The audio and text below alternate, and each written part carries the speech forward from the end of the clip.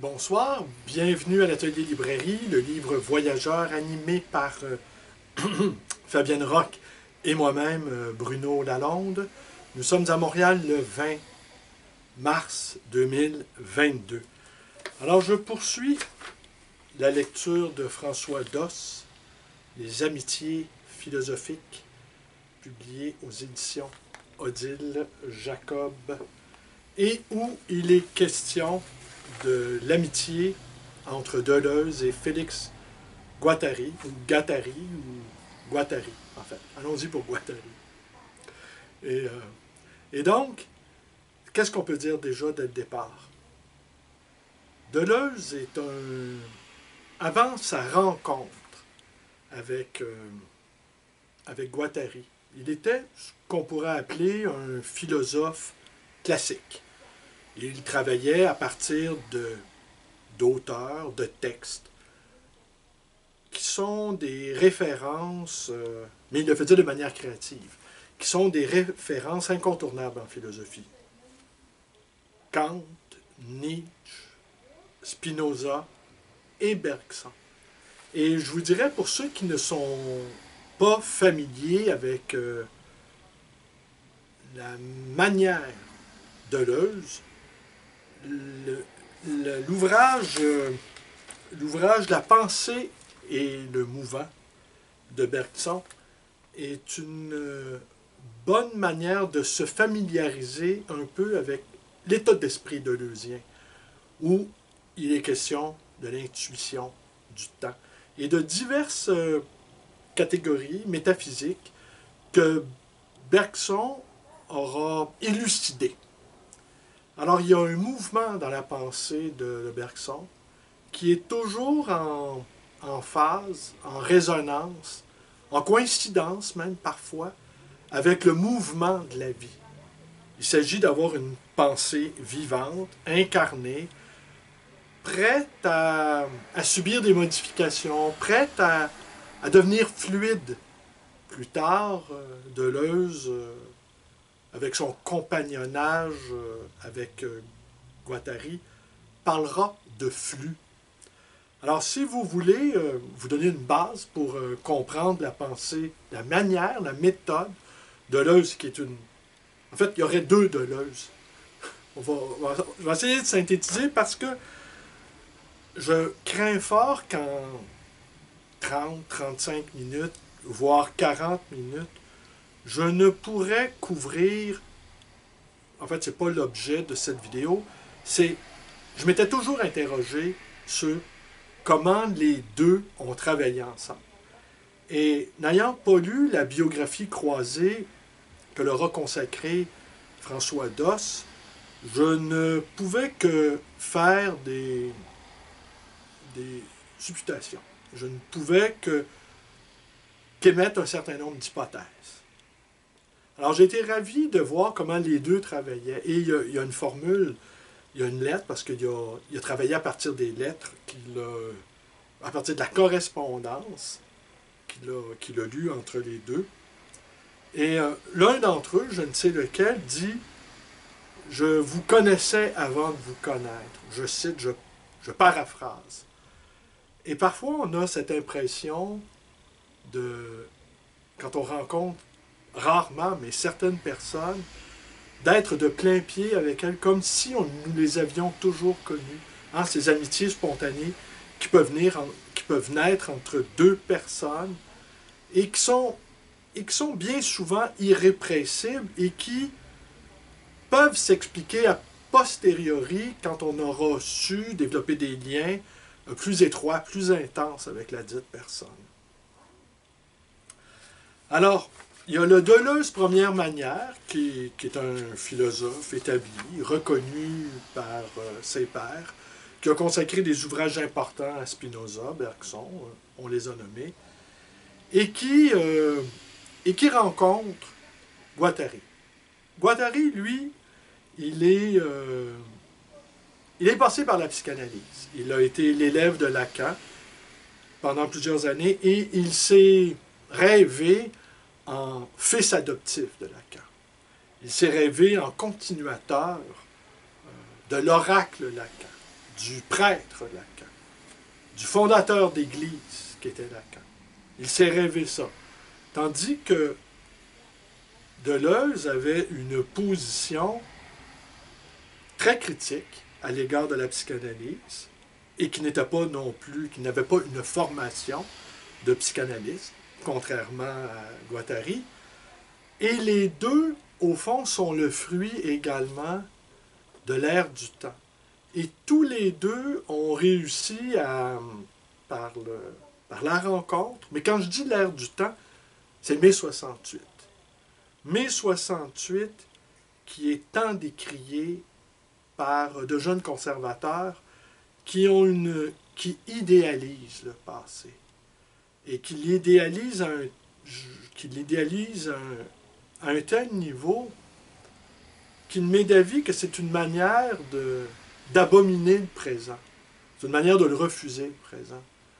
Et la plupart des critiques de mai 68 qui a été peut-être la dernière possibilité d'une utopie, où en fait on a eu un mirage, disons. Mirage qui s'est vite dissipé avec les années 80, des années moralisatrices, et à la fois des années pornographiques, des années indécentes, des années dures, et nous y sommes, mais nous y sommes depuis 40 ans, dans les années 80. Et c'est comme si on rendait responsable le moment de libération qu'a été mai 68, le rendait responsable de la morosité, la dureté des temps dans lesquels nous sommes. À mon sens, et les jeunes conservateurs ne voient pas que dans leur critique du présent, ils sont des rejetons tout à fait conformes, presque des héritiers respectables de mai 68. Et ça, pour moi, c'est une source d'étonnement. La plupart vivent en concubinage. La plupart vivent en concubinage. C'est oublié qu'avant les années 60, pour pouvoir avoir des relations sexuelles, il fallait l'autorisation de la société, de la famille, de l'Église, de l'État, voire, et que tout un chacun, il y avait plein de gens dans la chambre à coucher, ou plutôt dans la forêt, ou sur la banquette arrière de la voiture, dans quelques parcs désertés la nuit. Des relations sexuelles furtives, souvent désastreuses, qui ont engendré une multitude d'enfants malheureux dans des familles parfaitement dysfonctionnelles, où les pères parfois devenaient alcooliques et où les mères parfois se gavaient d'anxiolytiques. Le Valium, par exemple, pourrait être le symbole de cette aliénation familiale. Et mai 68 est arrivé là, comme une grande tornade et a balayé tout ça.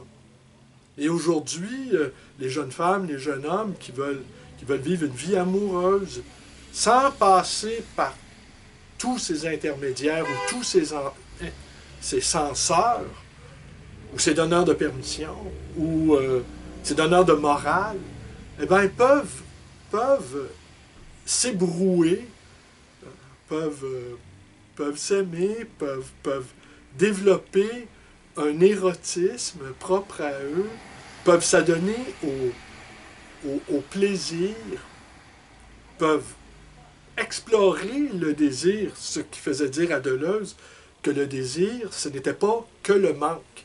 En fait, la psychanalyse freudienne classique établit le désir comme un manque. Sommes en manque de quelque chose. Mais le désir aussi, c'est l'excès. Il dit aussi, Deleuze, au fond, le désir, c'est le délire aussi. Et je regrette de ne pas avoir sous la main la première page de l'Anti-Oedipe, qui est un bijou littéraire où la présence d'Artaud imprègne chaque mot. Il y a les premières pages, c'est de la pure poésie, et là on comprend que Deleuze, qui avait subi une partie de l'ablation de son poumon, qui avait également des problèmes d'alcoolisme, qui sans doute avait besoin de créer un objet neuf. Il y a ce grand mouvement de libération collective. Et là, c'est une rencontre entre une époque, une effervescence, un psychanalyste qui, lui, œuvrait dans un hôpital psychiatrique fondé par Jean Houry, ce qu'on appelle la psychiatrie institutionnalisée, où les patients prennent part aux décisions des soignants. Alors, l'organisation, l'heure des repas. Et on imagine ce mix entre soignant et soigné comme étant assez tumultueux et sans doute, mais sans doute très éreintant aussi, car la figure autoritaire du soignant, eh bien, doit laisser à la fois de sa superbe, à la fois de son autorité, à la fois de sa capacité de coercition, dans le cadre d'échanges avec des gens qui vivent autrement le rapport avec le réel. Et Guattari était visiblement exténué par ça. Ça a été le gros de son activité. Et si on comprend bien aussi que sa manière d'entrer en relation avec les êtres blessés psychiquement, c'était aussi une manière de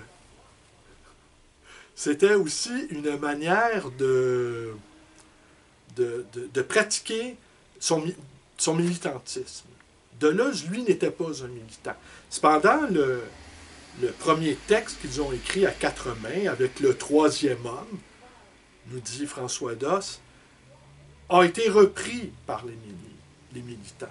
A été repris. C'est un texte qui s'inscrit dans l'ère du temps aussi de mai 68, par sa charge, par sa violence poétique, je vous invite, je regrette vraiment, sans doute, vous allez pouvoir retrouver ça sur quelques plateformes, quel que ce soit, ce départ fulgurant, absolument jouissif de l'Anti-Oedipe. Alors,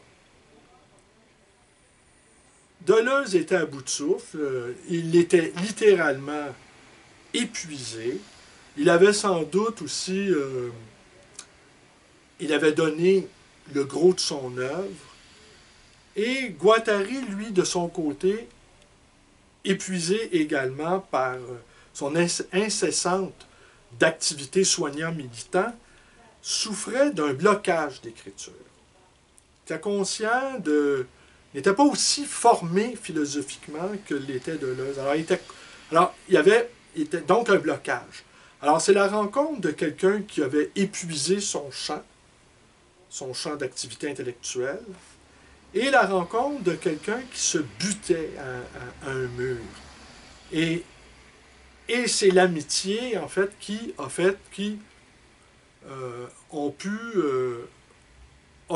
mis la table à un travail en commun. Alors, ce que dit la manière de travailler, c'est que, je ne vais pas vous citer de mémoire, c'est que, aussi, autre détail qui a quand même son importance, je pense, Deleuze était terrifié par la folie. Pour lui, il n'aurait pas passé une heure à la Borde. Tandis que Guattari, lui, il s'est coltiné à la folie. En fait, j'aurais même l'impression que d'une certaine manière, mais ce n'est pas ce que dit François Doss, au fond, il aurait peut-être été un polytraumatisés par les psychotiques. Parce que les gens qui étaient hospitalisés à la Borde étaient des cas lourds au niveau psychotique. Et il y a peut-être eu, à force d'être avec des gens qui ont des délires multiples, et là aussi, il en était revenu, même s'il avait été l'élève de Lacan, donc d'une certaine manière par la bande de Freud, il refusait, il avait fini par refuser certains concepts inhérents à la psychanalyse, comme le complexe de castration ou l'Oedipe, le papa-maman qui, pour les deux, en fait, les grandes assertions psychanalytiques étaient limitées. Et c'est là qu'ils ont développé ensemble ce qu'ils ont appelé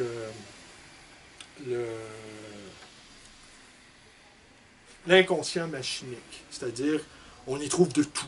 Que le délire du psychotique n'est pas que traversé par papa-maman, il est traversé par l'histoire, il est traversé par le social, il est traversé par l'économie, il est traversé par le biologique, il est traversé... Et que Deleuze, Guattari, avant sa rencontre avait développé ce qu'on a appelé attendez, mes notes. J'ai pris trop de notes. Parce qu'il y a beaucoup de choses. Il y a tellement beaucoup de choses, mais il ne faudrait pas que je m'égare parce que le but de cette vidéo, ce n'est pas de vous expliquer au fond la manière Deleuze ni la manière Guattari. Au fond, ce que j'aurais voulu vous démontrer dans cette vidéo, c'est comment l'amitié de deux philosophes, de deux penseurs, qui se mettent à réfléchir ensemble, non pas en complémentarité, comme nous le rappelle Doss, mais par un jeu d'influences multiples, un jeu de pistes, où les réflexions, où les amorces de l'un sont repris par l'autre, et à la fin, on ne sait plus qui apporte quoi au banquet. Et cette espèce d'effervescence de la pensée qui fait que même, d'une certaine manière, la figure de l'auteur disparaît. Ça devient une œuvre collective. Ah, là, on peut nous ramener au livre fait par le collectif de Lautréamont, par exemple. Et l'émergence d'un troisième cerveau, une espèce d'intelligence qui va au-delà de deux intelligences qui mettent en commun leur réflexion, leur écriture. Alors, on n'arrive pas en lisant, en tout cas, oui, on peut reconnaître la part de l'un et la part de l'autre, et on a fini par comprendre ce que l'un et l'autre avaient apporté. Mais il faut voir cela comme un truc en fusion. Une machine qui émet et qui fabrique des concepts.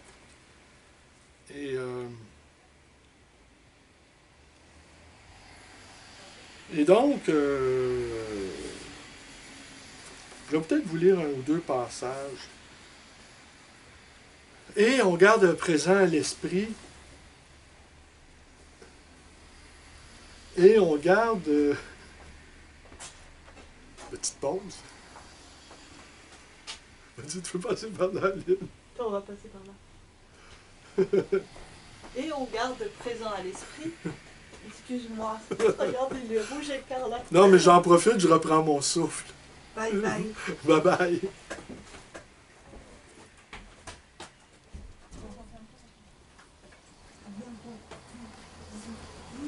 Bonne soirée, bonjour.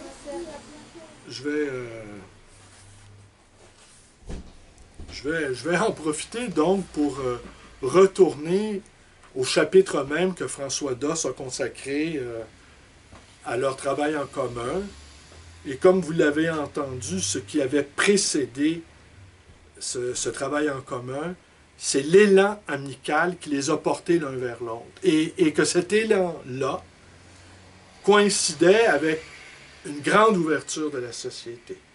Ouverture aujourd'hui qu'on peine à imaginer tellement les issues semblent obstruées.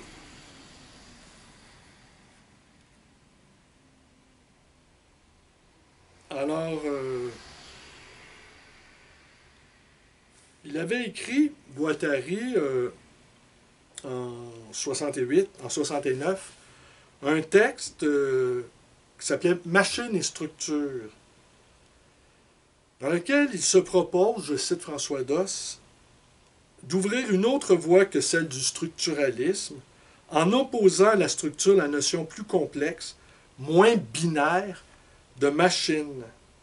Pour la démonstration, il reprend les catégories introduites par Deleuze dans Différence et répétition et dans Logique du sens qui viennent d'être publiées en 1969.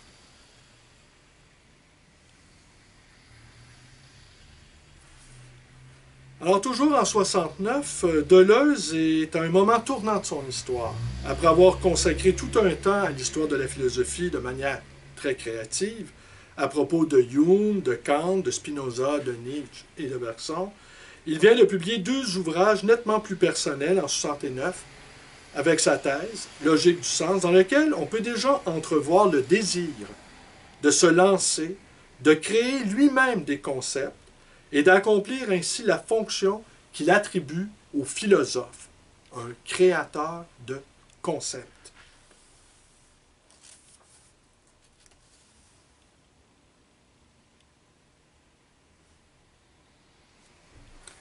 Ici, c'est très important ce qu'a apporté la petite pierre à l'édifice, à l'usine anti-oedipienne, celle de Guattari, ce qu'il a appelé son concept de transversalité. La transversalité, en fait, on a toujours opposé l'inconscient collectif et l'inconscient individuel. Et certains, même au nom de l'un et au nom de l'autre, récusent l'un ou l'autre. Mais ce que propose de faire Guattari, c'est des incursions dans le champ et de l'autre et de voir comment les deux peuvent s'interpénétrer et comment le collectif peut agir sur l'individuel et comment l'individuel aussi peut agir sur le collectif et comment il peut avoir une espèce de mélange de flux tendu, de reflux, et comment cette chose-là n'est pas séparée au fond. Alors, de surmonter ce que François Doss dit, de surmonter cette dualité d'inconscient personnel et d'inconscient collectif.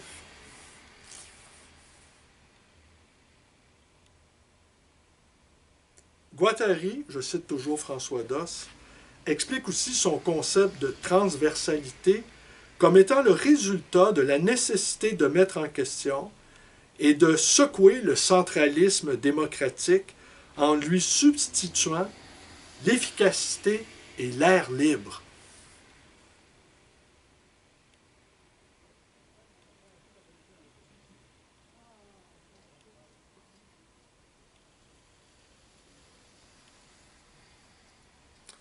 Il dit aussi, là c'est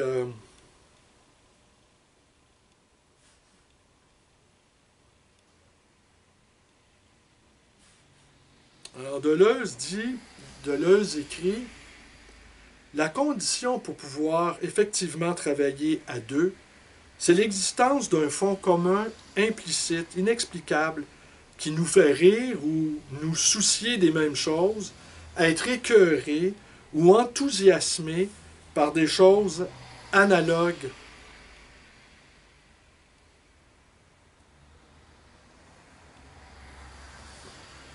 Deleuze toujours, selon moi, Félix avait de véritables éclairs, et moi j'étais une sorte de paratonnerre. J'enfouissais dans la terre pour que ça renaisse autrement, mais Félix reprenait, etc., et ainsi nous avancions. Il y a un petit passage un peu rigolo. ce que dit Guattari sur Deleuze.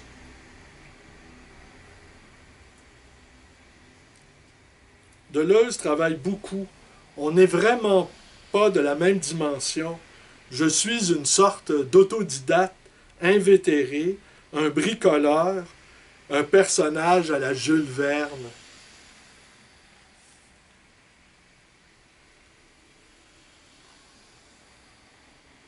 Et là, bon, vous le savez, vous ne le savez pas peut-être, ils ont écrit 4 livres ensemble. Ils ont écrit, je vais conclure aussi, ils ont écrit l'Anti-Oedipe, Kafka pour une littérature mineure. Kafka étant l'exemple parfait du rhizome, c'est-à-dire des embranchements multiples se renvoyant aux uns aux autres. Le rhizome, sans doute aussi, a pris naissance dans la lecture de Bergson, avec les flux, les influences multiples, l'intuition. Et Kafka offrait cette possibilité de multiplicité de sens.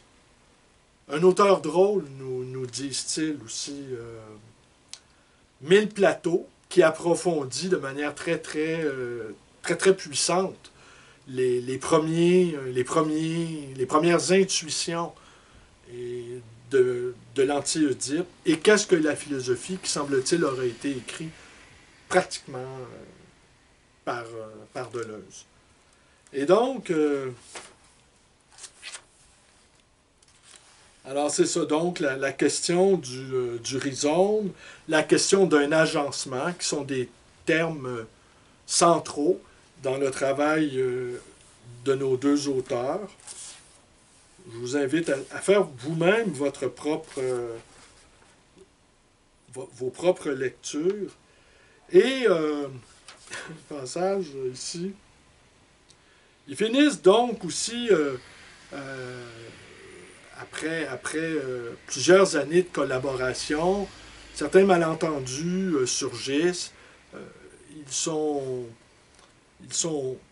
embrigadés dans une sorte de structure de l'État. Aucun des deux a vraiment envie d'en faire partie, d'un groupe de recherche. Et Deleuze en veut un peu à Guattari de vouloir l'entraîner dans ses activités militantes.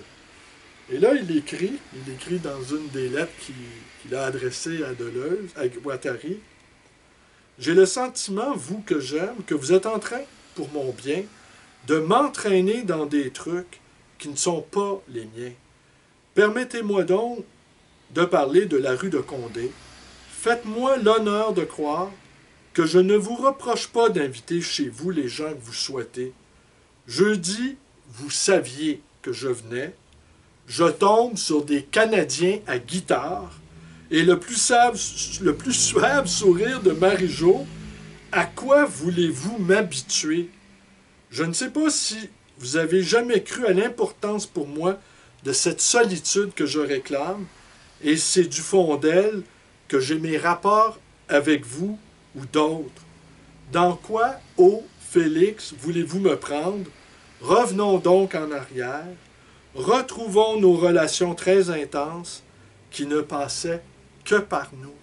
Hein, cette belle exclusivité. Mais les Canadiens à guitare, en fait, on imagine un peu à quoi ça ressemble un Canadien à guitare. Je me demande si je ne vais pas appeler... je ne vais pas donner ce titre à ma vidéo d'aujourd'hui. Alors oui, en conclusion, il faut y aller avec une conclusion. Deleuze n'était pas, c'est moins qu'on peut se dire, un adepte de la psychanalyse. Il a donné plusieurs raisons pour se méfier de ça, de son autorité. Il dira même qu'au fond, la psychanalyse, c'est la servitude volontaire. C'est d'être toujours pris dans le papa-maman, moi. Et que elle était limitée quant à ses objets de réflexion d'une certaine manière. C'était une sorte d'enfermement qu'il fallait ouvrir le jeu et qu'il fallait lui offrir autre chose qu'un truc, au fond, de morale presque de religion à la limite. Et il disait cette chose extraordinaire que l'inconscient n'est pas un théâtre, mais que ça marche comme une usine. Alors, vous voyez, vous imaginez, c'est pas un théâtre, c'est pas papa-maman sur la scène, mais ça peut être papa-maman, mais infiniment de choses, et toutes ces choses-là qui entrent en interaction les unes avec les autres, qui interagissent les unes avec les autres, et que tout ça crée une espèce de corps sans organes. Et qu'il fallait pouvoir se mesurer à cette chose-là. Alors voilà, peut-être une vidéo un peu... il y a beaucoup de sujets. Je ne pouvais pas. Je ne sais pas si j'ai réussi à vous rendre la relation entre ces deux penseurs. Je ne sais si j'ai réussi. Mais je trouve que c'est un bel exercice et ça a donné 4 livres, en tout cas 3 livres assez importants, très importants, très emblématiques. Je regrette de ne pas pouvoir vous lire la première page de l'Anti-Oedipe, qui est, à mon avis, en tout cas assurément, un des plus beaux chefs-d'œuvre de la littérature contemporaine, de la littérature moderne. Et il y a toute l'énergie, toute la vibration de ces années folles qui étaient des années d'ouverture. Et avec ce qu'on vit maintenant, c'est pas très réjouissant. Mais je ne commenterai pas pour ce soir. Alors donc, c'est tiré... Peut-être je vais vous parler, je suis pas sûr, parce que les relations de Foucault-Deleuze aussi, c'est quelque chose. Je ne sais pas si je vais le faire. Peut-être pas demain, ni après-demain, peut-être, mais probablement je vais y revenir, parce que c'est autre chose aussi. Ce qui est observable, c'est qu'on impute à la French Theory toutes les dérives qui existent, le wokisme, là, pour reprendre ce terme à la mode, terme que moi je n'utilise pas. Je trouve que c'est trop fourre-tout, c'est trop limité, et je pense qu'on ne combat pas des concepts avec des valeurs, avec des mots valeurs, avec des mots valises, avec des grands mots, par exemple. Il y a des mots, moi, qui me font frémir, qui me font peur. Je ne les nommerai pas, mais il y a des mots, là, je les entends. Oh, là, c'est inquiétant. Et je pense que le travail de la pensée critique doit, si on juge que c'est un fléau au sein des institutions universitaires, les effets délétères de la French Theory, dont Foucault et Deleuze sont de très beaux représentants, alors on a l'obligation intellectuelle, non pas morale, d'affronter les textes, d'affronter les principaux textes de ces penseurs qui ne se jugeaient pas membres d'une école. C'est par la suite que les historiens des idées et de la pensée les ont mis dans un fourre-tout, et c'est quand, en fait, quand la pensée de quelques-uns de ces penseurs ont été exportés aux États-Unis, qu'on lui a donné un label French Theory. Hein? Et là, on se refait servir une soupe qui n'est peut-être pas nécessairement ce qu'a voulu dire la ritournelle, aurait dit Guattari, n'est peut-être pas la ritournelle qu'avait chanté Foucault ou Deleuze. Et que peut-être il y a eu un détournement, peut-être, mais de rejeter en bloc un courant protéiforme ne m'apparaît pas honnête intellectuellement sans s'arrêter au texte. Et c'est trop facile, on rend coupable en bloc une nuée de penseurs qui avaient souvent des avis tout à fait opposés sur quantité de sujets.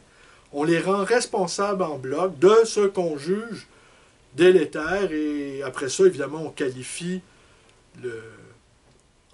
cela de guerre intellectuelle, de guerre culturelle, sans se donner la peine de connaître la pensée de l'adversaire. Ça m'apparaît court d'opposer des valeurs à des concepts. Et comme Deleuze, comme vous l'avez entendu et comme vous l'avez lu ailleurs, considérait que la tâche de la philosophie, c'était de créer des concepts, eh bien,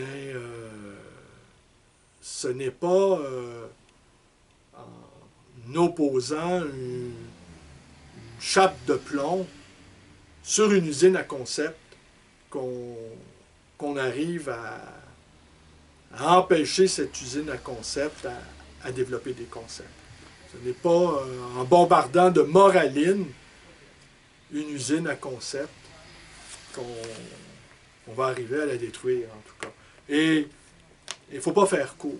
Il faut se donner la peine, de lire Foucault, Derrida, Deleuze. Je comprends que l'exercice est ardu dans certains cas, mais pour pouvoir avoir une critique fondée, je pense qu'il faut passer par là.